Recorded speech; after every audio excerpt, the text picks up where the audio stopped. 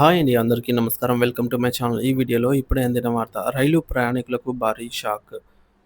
పూర్తి వివరాలైతే వీడియోలో తెలుసుకుందాము. వీడియోనైతే ఎక్కడ గాని స్కిప్ చేయకుండా ఎండ్ వరకు చూసేయండి. అప్పుడు ఇన్ఫర్మేషన్ పూర్తిగా అర్థమవుతుంది. అలాగే వీడియో చూస్తున్న ప్రతి ఒక్కరు వీడియోకైతే లైక్ చేయండి ఫ్రెండ్స్. ఈ వీడియోని తోటి మిత్రులతో షేర్ చేయండి. కొత్తగా చూస్తున్నవారు మన ఛానల్ అయితే సబ్స్క్రైబ్ చేసుకోండి. ఇక ఆలస్యం చేయకుండా వివరాల్లోకైతే వెళ్ళిపోదాము. ఫ్రెండ్స్ ఇక విషయానికొచ్చినట్లయితే రైల్లో దోపిడీలు కొత్తవేమీ కానప్పటికీ, పల్నాడు జిల్లాలో జరిగినటువంటి తాజా ఘటన మాత్రం ప్రజలను తీవ్ర భయాందోళనకు గురిచేస్తోంది.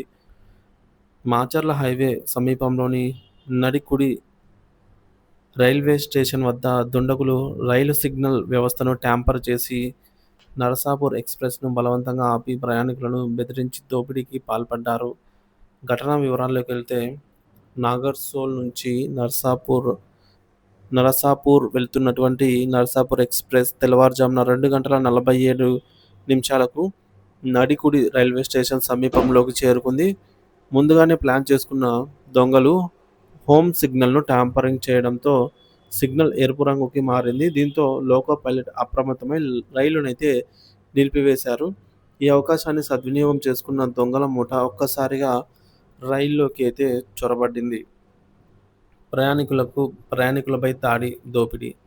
నిద్రలో ఉన్న ప్రయాణికులే లక్ష్యంగా దొంగలు ఎస్-1, ఎస్-2, ఎస్-3 బోగీలలో ప్రవేశించారు. నిద్రిస్తున్న ప్రయాణికులపైనైతే దాడి చేసి ఇద్దరు మహిళల మెడల నుంచి 68 గ్రాముల బంగారం గొలుసులనైతే లాక్కున్నారు. అంతేకాదు మరొక ప్రయాణికుడి నుంచి అయితే రోల్డ్ గోల్డ్ గొలుసును కూడా అపహరించారనమాట.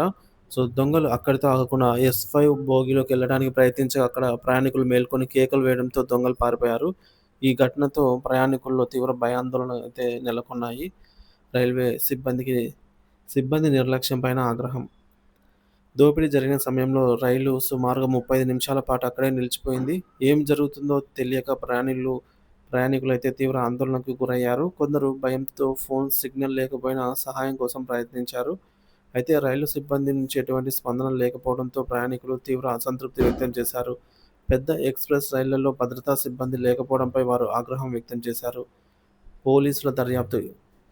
ఈ దాడిలో బంగారం కోల్పోయిన విజయవాడకు చెందినటువంటి శ్రీదేవి పోలీసులకు ఫిర్యాదు చేయడంతో రైల్వే పోలీసులు కేసు నమోదు చేశారు.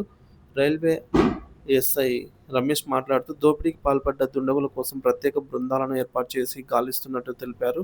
సీసీటీవీ ఫుటేజ్, ప్రయాణికుల స్టేట్మెంట్ ఆధారంగా అయితే దర్యాప్తు కొనసాగుతుందని ఆయన వివరించారు. భద్రతపై ప్రశ్నలు. ఒక చిన్న సాంకేతిక లోపాన్ని అదునుగా చేసుకుని దొంగలు రైలును ఆపగలిగారంటే రైల్వే సిగ్నలింగ్ వ్యవస్థ భద్రతపైన తీవ్ర ఆందోళనలు వ్యక్తమవుతున్నాయి. సో, సిగ్నలింగ్ వ్యవస్థను ఎవరైనా ట్యాంపర్ చేయగలిగితే రైలు ప్రయాణాల భద్రత ప్రశ్నార్థకమేనని నిపుణులు హెచ్చరిస్తున్నారు. రైల్వే శాఖకు సూచనలు.